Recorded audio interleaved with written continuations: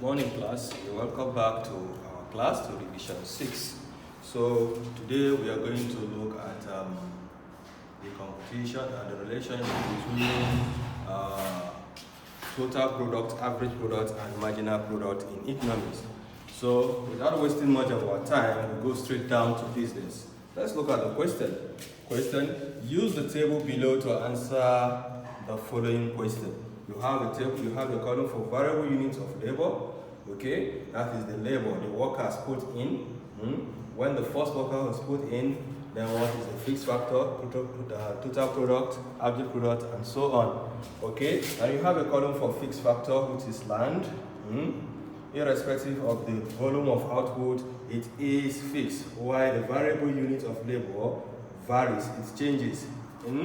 Then total product, you have the average product, you have the marginal product. Okay, now the question A, complete the table by calculating the missing figure P, Q, R, S, T. B, draw the total product TP and marginal product MP curve in one diagram. No graph sheet is required. So this is a typical YF question. So what you need to do is to try and memorize the necessary formulas for computing this. Okay, so let's go straight down. Let's go straight to the business. The solution here.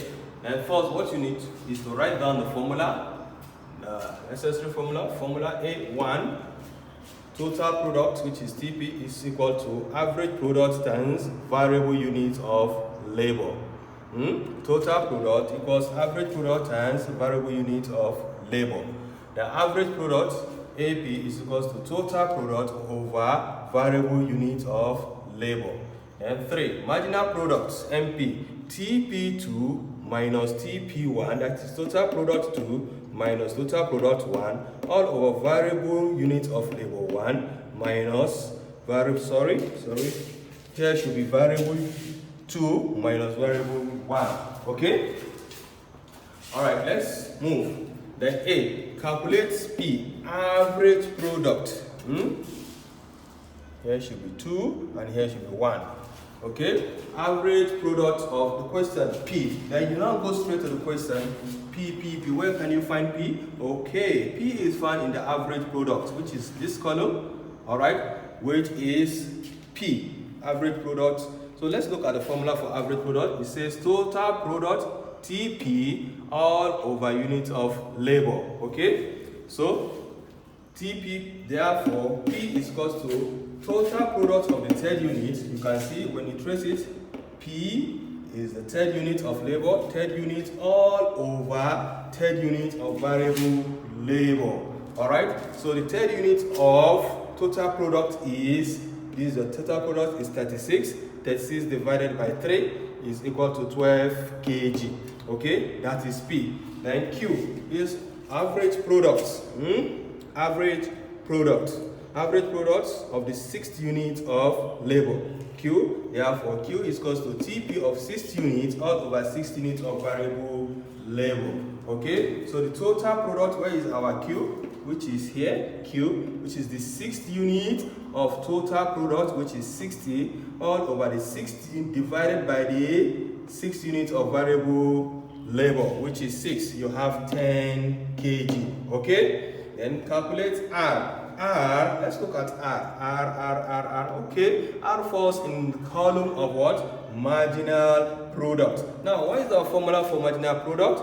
TP2 minus TP1 all over VL2 minus VL1. Okay, let's move. The 2 here is just to guide you. It depends on what you are asked to do. Okay, like here, R. So you trace your R, you can see your R is the 4th unit. So marginal product of the 4th unit of variable labor, R is therefore equals to TP4. You can see it, R is first here, TP4. The total product of the 4th unit is 48 minus the total product of the 3rd unit, which is 36.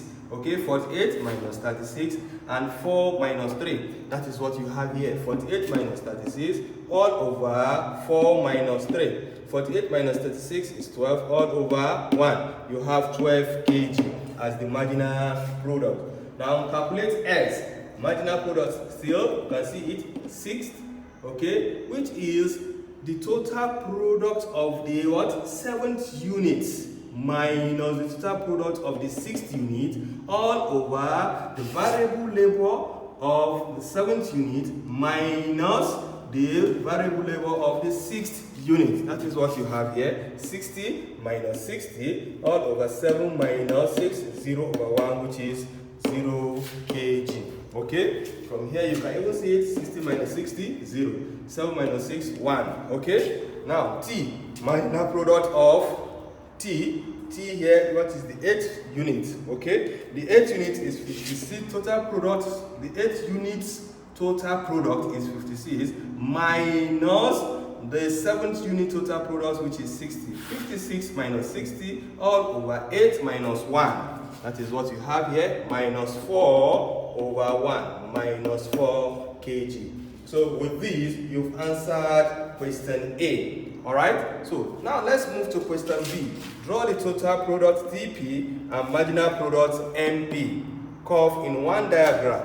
Okay, so what you need to do here is to understand the nature of the graph. It's very, very important for you to understand the nature of this graph. So you are drawing a product, total product curve and the marginal product curve. It should take the y-axis. Okay, the highest frequency will always take the y-axis. That is why we are representing the total product and the marginal product as the y-axis. In one, remember it says in one diagram. And the x-axis, which is the horizontal axis, will represent the variable unit of labor.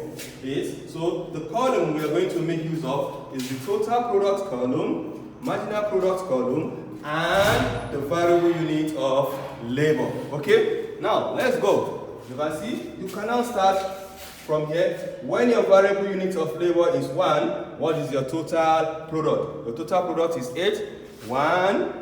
When it is 1, your total product is 8, then it meets it where it is 8. Okay? When your total product, when your variable unit of labor is 2, your total product is 18. You move to where you have 18, which is here. When your total product is 3, your variable unit of labor is 3, it is 36. You have 36 here. When it is 4, when your variable unit of labor is 4, it is 48. You have 48 here. When it is 5, it is 55. When it is 5, you trace it to 55. When it is 6, it is 66. It is 60.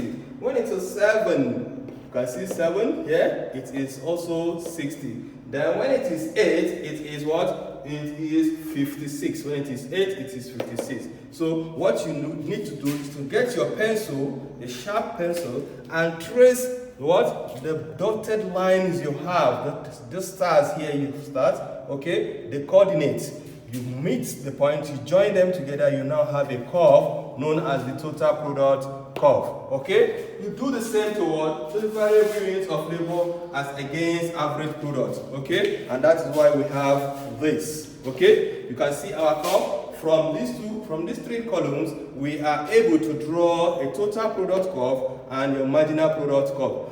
More importantly, it's very important for you to know this. Okay? You have the origin 0, and down here, like for those of you that are very comfortable with your mathematics, the graph sheet, below here, which is known as y negative. That is why you have it minus 5 and minus 10. Okay? And in our column here, we have what?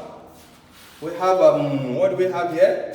The marginal product, T, here, you can see it, minus 4. And that is why we need to plot the 4 here. So your marginal product goes this way. So this is what the examiner requires you to do. So what you need to do is to be conversant. You practice enough exercise that is related to graph, that is related to drawing of graph. It will definitely help you a lot. So that when you have similar questions in your exams, you will be able to what? To flow frequently without any headache. Okay? So before I leave you for today, I have this assignment for you. Explain the relationship between TP, total product, and marginal product. Then you can WhatsApp me through this. Now how do you do this? You can still use your graph to explain it. Just explain the curve. You can see here, as the total product is rising, what did you notice is happening to the marginal product? It's also rising. That is a relationship. Then, when the total product is at peak, look at the peak here at maximum, what do you think, what happens to the marginal product? You can see here, it is what? Then you tell me what it is. Now, the other relationship is here. When the total product starts falling, look at what happened to marginal product. So that is what I want you to explain very well. It's very easy. So I urge you to read your book very well. In case of any further explanation, you can WhatsApp me through this number 08035801104. My name is Nasir Muhammad Ibrahim for Sheikh Abubakar Gumi. Thank you very much for your time. Bye-bye.